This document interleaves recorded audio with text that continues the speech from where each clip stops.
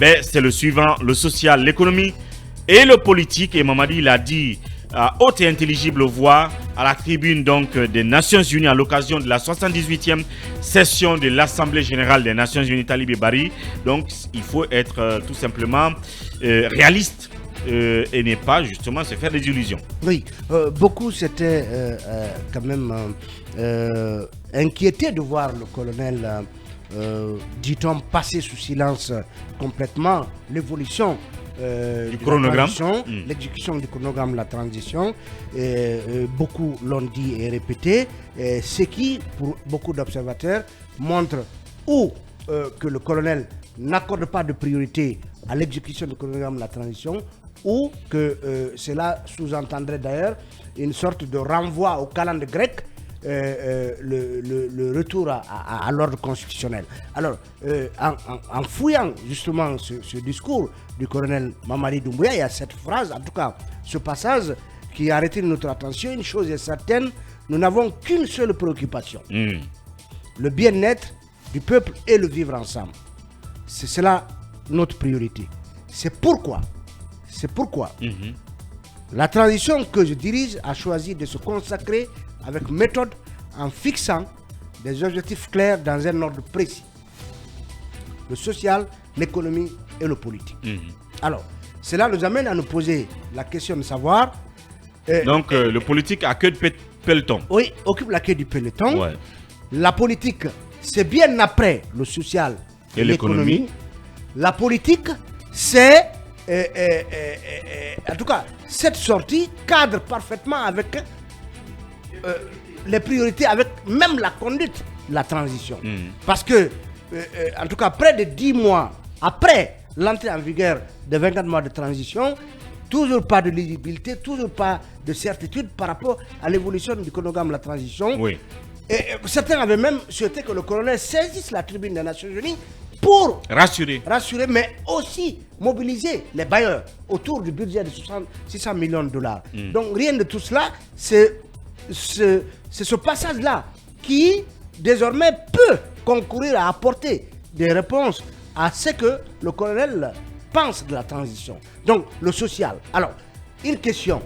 Le social durera, la pratique du social durera combien de temps?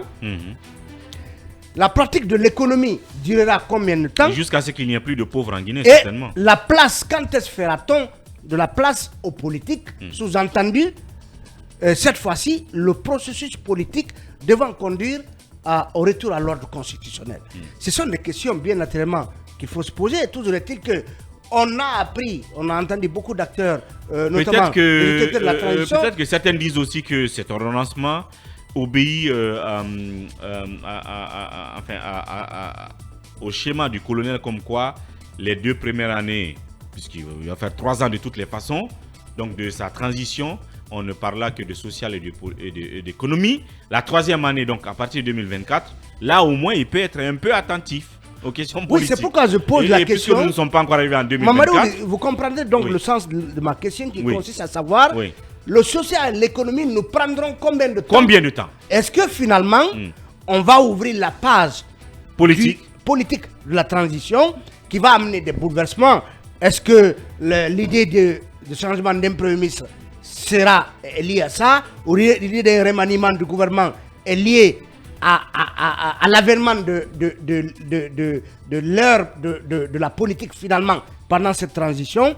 Est-ce que ce sont autant de questions? Toujours est-il que on a besoin, en plus de justement de cette précision, de savoir combien de temps cela prendra avant que on entre de plein pied dans le volet politique de la transition.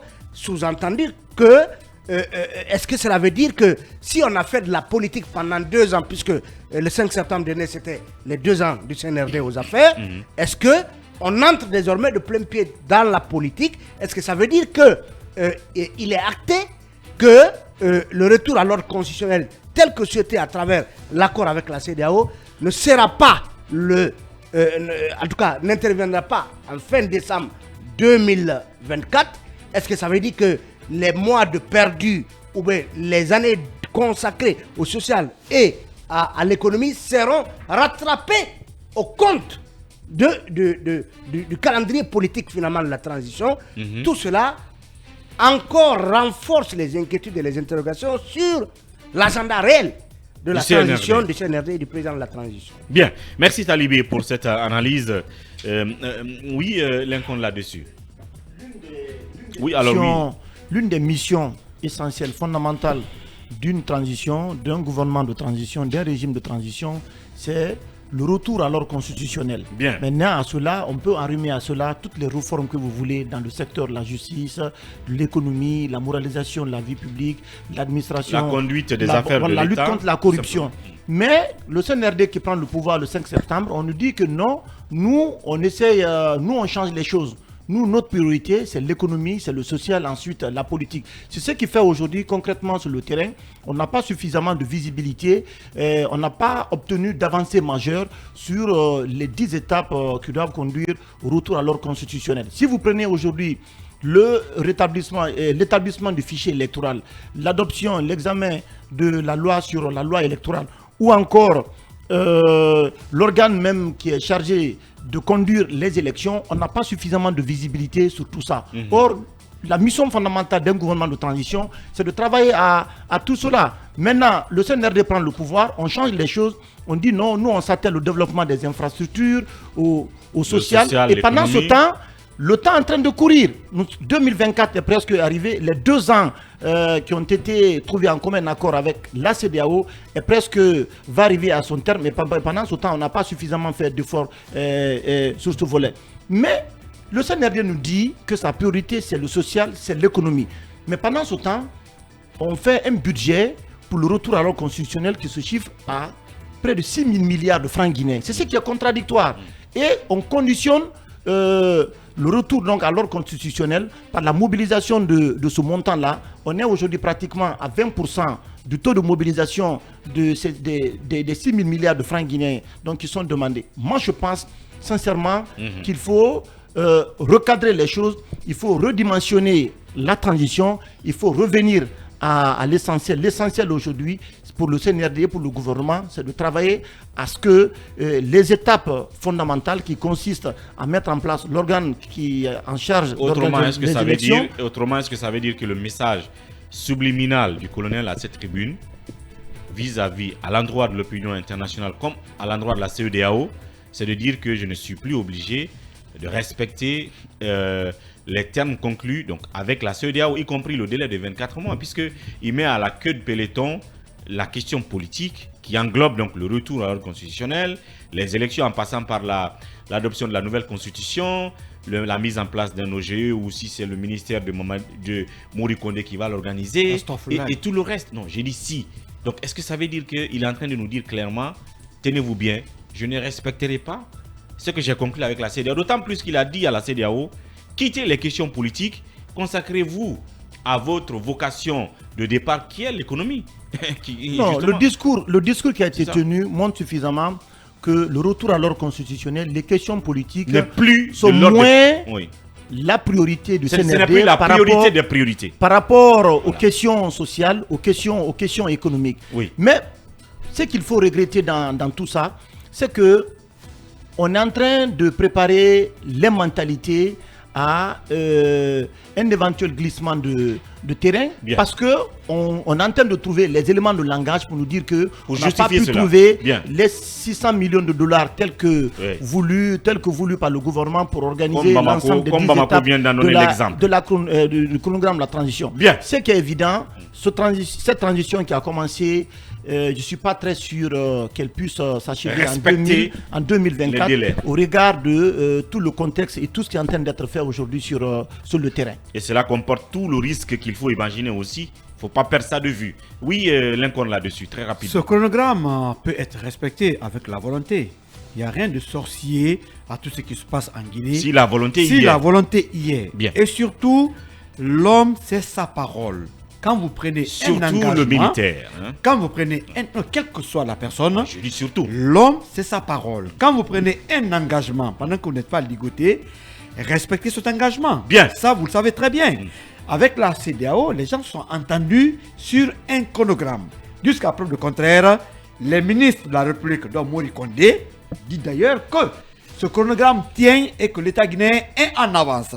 Donc pour le moment, aucun glissement ne doit être possible, même si on fait exprès de retarder le calendrier. Mais Ouri, dans un pays comme la Guinée, qui est très particulier comme pays, le social dépend du politique.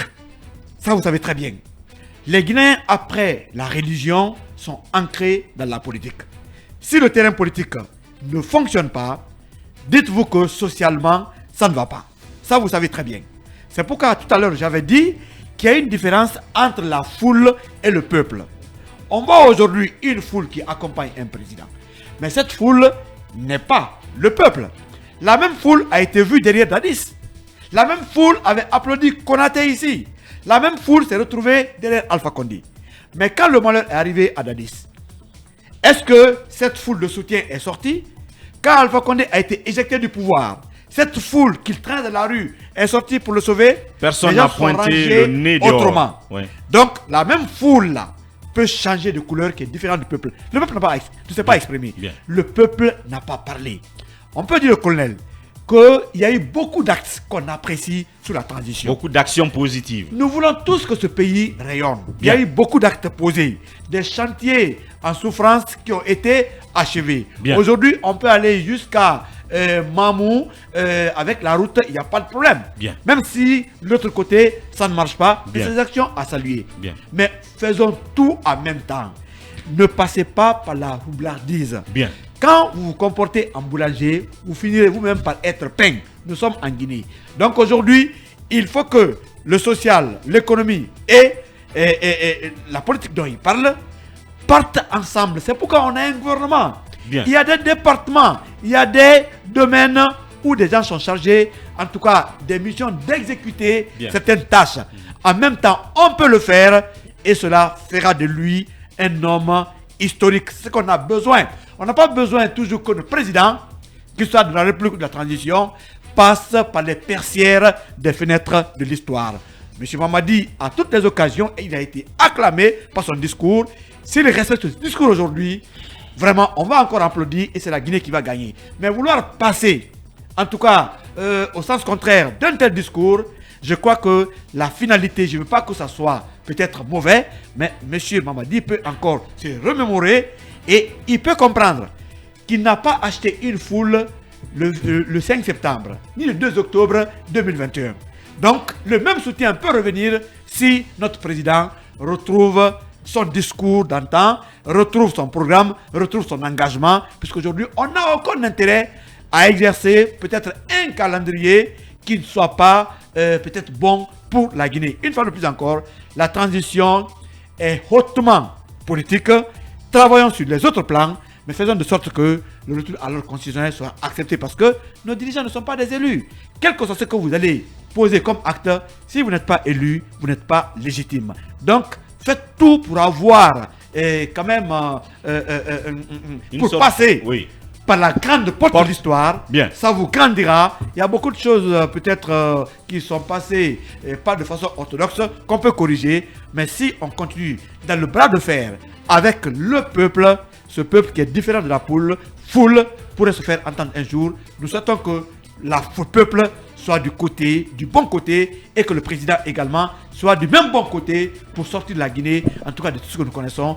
Nous ne méritons pas ça. C'est un pays trop riche pour une petite population. Bien. Et on mérite mieux que Merci. nous sommes en train d'assister en termes de scène. Merci Ibrahima Lincoln Souma pour cette analyse. Oui, Cabinet Fofana, quelle lecture de la même question qui est posée, l'ordonnancement des priorités? Est-ce que c'est clair qu'il ne faut pas se faire d'illusions? Mais il y a une corrélation entre le discours du colonel, le discours qui a suivi celui de la prise de pouvoir, où on nous a sorti les 5 principes du CNRD, rectification et la refondation. Vous voyez, quand on parle de rectification institutionnelle et de refondation, ça en dit long sur ce qu'on a envie de faire en termes d'ordonnancement et de hiérarchisation de l'agenda. L'agenda social qui vient après celui économique et la mise en agenda politique qui vient à la fin, ça exprime donc d'une manière, disons, l'approche philosophique, mais aussi celle politique du CNRD. Et cela se traduit aujourd'hui, on est plus sur l'économie, les infrastructures sociales et économiques. Mais quand je prends par exemple la question du social, qu'est-ce que c'est que cet agenda social? Quel est l'agenda social du CNRD depuis le 5 septembre 2021? Qu'est-ce qui est fait de ce point de vue? Parce que quand on parle d'agenda social, c'est la question du travail, c'est les syndicats, c'est le rapport du gouvernement, de l'État avec les syndicats du travail, les syndicats, les autres types de syndicats. Et quand je prends par exemple celui des magistrats, le bras de fer qu'il y a entre le garde des Sceaux et l'association des magistrats, oui. La crise, elle est encore là, elle n'est pas résolue. Et d'un point de vue agenda social, qu'est-ce qu'on en fait? Moi, je pense qu'il y a aujourd'hui une espèce de d'illisibilité où on fait un peu dans l'univocité, où on ne comprend pas effectivement ce que c'est. Vous voyez, agenda politique, économique, moi, je pense que tout ça, ce sont des mots valises qu'on a introduits dans le discours du colonel, mais ça ne veut pas réellement dire grand-chose. On peut bien comprendre que l'économie, c'est les infrastructures, mais d'un point de vue social, qu'est-ce qu'on en fait? Donc, qu'est-ce qu'il entend par social? S'il met le social au premier plan de ses priorités et sans dire quelque chose à l'opinion internationale, mais à l'interne, est-ce qu'on en sait quelque chose? Est-ce que vous en savez quelque chose? Justement, c'est pourquoi ou est-ce que quand il dit social, il faut voir le fameux FDSI avec leur fameux guichet choc alimentaire, la fameuse Agnès avec leur distribution de 250 000 par mois par ménage, ou est-ce qu'il faut voir au-delà? Parce que même là aussi, on n'a aucune communication sur les impacts tangibles sur ça, sur leur impact. Je disais Henri, que l'agenda social... Le social et l'économie vont ensemble. Avec la politique. L'agenda politique. On peut dérouler l'agenda politique et y arriver de façon prioritaire le social et l'économie. Bien évidemment. Moi, je questionnais d'abord cet agenda social. Est-ce qu'il est défini? Parce que quand vous prenez par exemple l'Agnès ou le fonds d'indigence de M. Diawara, ça reste comment j'appelle ça, des programmes qui ont été ficelés avant et qui ont bénéficié justement d'appui comme le FMI, dans le cas du choc alimentaire par exemple, pour parler de l'Agnès, mais aussi de la Banque mondiale, parlant aussi des 6 millions reçus par le fonds d'indigence. Et qu'est-ce qu'ils en font? Oui. On sait que de ce point de vue-là, il y a un travail qui se fait. Mais d'une manière générale, pour le moment... Quel travail? En fait, moi, j'ai envie aujourd'hui de savoir quel est l'agenda social. Est-ce qu'il faut résumer le social par ça? Oui, mais quand même, quoi. Vous mettez ça en première position. En fait, quand vous regardez l'Agnès, vous prenez ces instruments d'atténuation des effets de la pauvreté, des chocs sociaux et tout le reste. Donc vous avez ces deux fonds qui existent. Aujourd'hui, moi je ne connais pas, à moins peut-être qu'on me l'apprenne, quel est l'agenda social du CNRD. Ben voilà. Sur le sujet du travail, qu'est-ce qu'on en fait? Qu'est-ce qu'on fait aujourd'hui pour qu'il y ait, disons, des effets, pour qu'on réduise les effets quels sont les ménages qu'on a sortis de la précarité, de la pauvreté, quel est l'appui et de tout le reste, on veut savoir. Quel est l'appui qu'on fait au niveau du secteur économique qui est celui le social, c'est aussi les besoins sociaux de base, l'agriculture, la santé, l'éducation. Combien de Guinéens ont aujourd'hui accès au travail? Bien. Et je dis encore une fois que le social, le politique et l'économique peuvent aller ensemble. Donc vous êtes d'accord là-dessus avec Talibé? Non, je suis d'accord avec Talibé. Bien. Et je pense que ça laisse... Je ne pense pas que ce soit quelque chose de... Il n'y a pas de nouveauté là-dedans. Bien. Il n'y a pas de nouveauté et c'est arrivé au discours. On veut alléguer le social et l'économie comme étant des obstacles à la politique. Oui, mais... Et vous voyez... C'est ce qui nous arrange. Et vous voyez Talibé. Ce qui nous arrange, vu justement les intentions qu'on a de rester le plus longtemps possible aux affaires, c'est de dire qu'il faut dissocier le temps de la politique ou du politique du temps du social et de l'économie. Oui. Alors que, et d'ailleurs, voilà. Talibé, dans le discours du colonel, il met en tension et en opposition ce qu'il appelle un peu les catégories sociales. Vous voyez, ceux pour lesquels est destiné le discours populiste. Il met ceci en tension avec, et celle-ci en tension plutôt, avec l'élite dirigeante. Vous voyez, parce que quand il parle d'inégalité, la réparation des inégalités. Donc, il fait référence un peu aux questions sociales par l'intervention donc des putsch en Afrique pour régler un peu. Donc, vous voyez, oui, mais l'illégalité cabinet, on va se dire la vérité, elle est aujourd'hui plus une évidence. On l'a dit, il y a une nouvelle oligarchie qui est née. L'illégalité sociale. La nouvelle oligarchie, cette nouvelle oligarchie qui est née autour de Mamadi aujourd'hui, il y en a dont les chantiers se font la guerre sur le terrain cabinet. Les gens s'enrichissent alors qu'on pouvait mettre cet argent dans le social. Mamadou, c'est passage du discours du colonel qui décrit un peu le climat qui conduit parfois à des bouleversements, y compris des coups d'État. Et il dit la mauvaise répartition des richesses crée des inégalités sans fin, la famine, la misère, qui rendent le quotidien de nos populations de plus en plus difficile. Ces inégalités font partie des causes des événements qui mettent en péril le vivre ensemble. Quand les richesses d'un pays sont dans les mains d'une élite, alors que de nouveaux-nés meurent dans des hôpitaux par manque de couveuses, il n'est pas surprenant que de telles conditions que nous assistions à de telles conditions. Et Talibé, là-dessus, cet état de fait n'existe-t-il pas aujourd'hui? Talibé, là-dessus, est-ce que le pouvoir d'achat ne survit-il pas, n'est-il pas entretenu, n'est-il pas d'ailleurs aggravé aujourd'hui l'accaparement des richesses par une élite, par une minorité? Tout ça, ce sont les Est-ce qu'entre-temps, Talibé, puisqu'on parle de correction des inégalités, est-ce que le pouvoir d'achat des Guinéens c'est apprécié entre le 5 septembre et aujourd'hui? Je pense qu'il s'est foncièrement déprécié. Bien. Parce que moi, je connais des gens qui étaient bien il y a quelques mois, mais qui aujourd'hui voient la galère partout. Je pense que entre les discours macro où on nous dit que la Guinée est devenue un pays intermédiaire, moi je le disais hier dans une réunion où je disais donc qu'il y a une difficulté pour comprendre cela. Bien. Et que les effets induits par ces assistants, ces discours macro qu'on nous balance, il faut que ça ait un impact, sinon après ça ne servira pas à grand chose. Ça sera des discours qu'on va nous balancer tous les jours et puis après derrière les gens n'y adhéreront pas. Diarra Guirassy, quelle lecture sur cet ordonnancement des priorités? Une chose est sûre.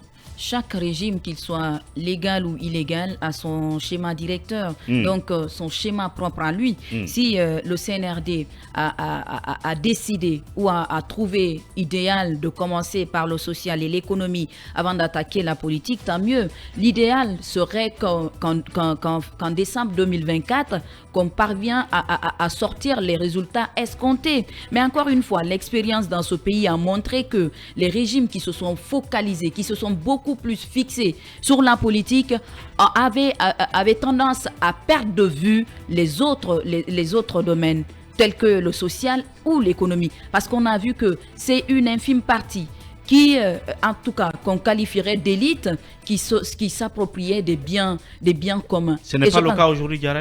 Même si c'est les gens prennent 100 000 $ autour de Mamadi pour pouvoir juste arranger des rendez-vous, 50 000 $. Je ne dis pas que c'est pas le cas. Des fonctionnaires qui rivalisent avec des hommes d'affaires en richesse et en luxe.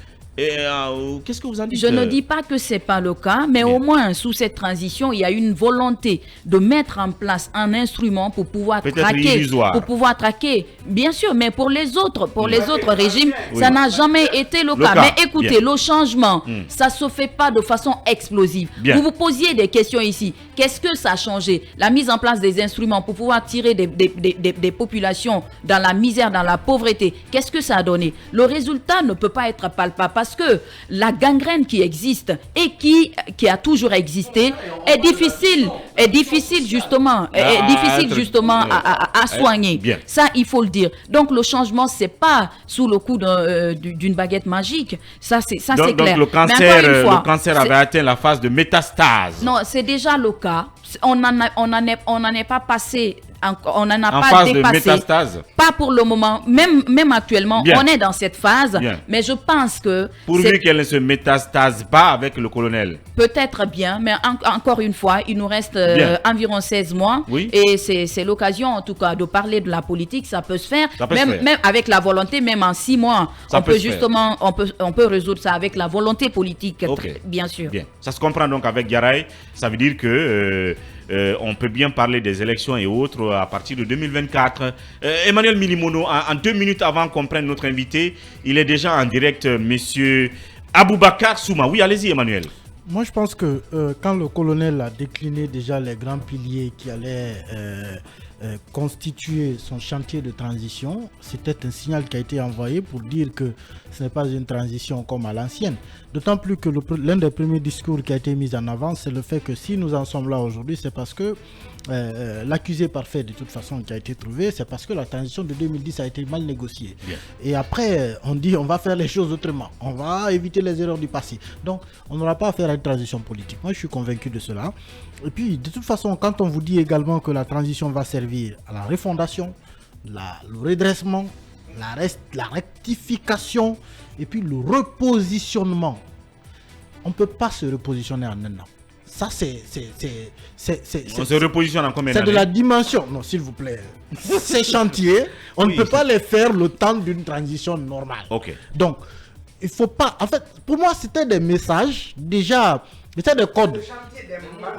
C'était des codes depuis le départ, peut-être qui n'ont pas été compris comme tels, mais je pense que quand on regarde ces piliers et qu'on y entre vraiment en profondeur, on doit tirer l'évidence que ce ne sont pas des piliers que l'on peut faire sous une transition classique, une transition de 1 an ou 2 ans. Ça c'est pour tromper les gens. Emmanuel, je ne dis pas que c'est pas ça. Vous-même, vous voulez bâtir une notoriété, une autorité éternelle pour votre famille, tout simplement.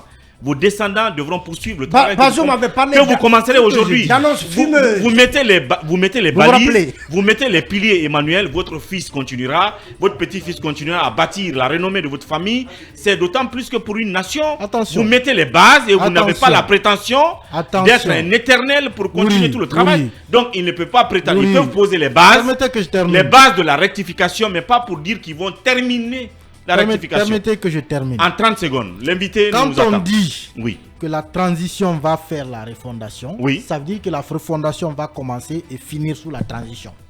On dit que c'est la transition qui va la faire. Non mais qu'est-ce que ça veut dire? Pour vous c'est clair là. Ça n'a pas dit que la transition va entamer la refondation. On a dit que la transition va faire la refondation. Elle va faire le redressement. Elle va faire.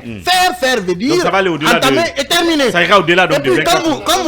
Je le dis, je ne suis pas en train de présager le fait que ça va continuer éternellement. Mais je pense que c'était des signaux depuis le départ qui présageaient déjà une situation dans laquelle on allait se retrouver face, comme l'a dit Bassekou, on préparait les mentalités à un glissement. Je pense que ce glissement est presque une évidence. Et puis regardez un peu la passion du colonel avec le général Lansana Conté. C'est aussi pour moi un élément évocateur à qui il a même donné le nom de son dernier enfant.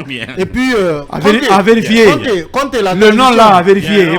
Conté, c'est pas le sujet. Conté, sa transition c'était de 1984 à 1991. J'espère qu'il ne va pas non plus il va pas vouloir lui ressembler de ce point de vue. Mais il y a quand même beaucoup d'éléments qui. Allez.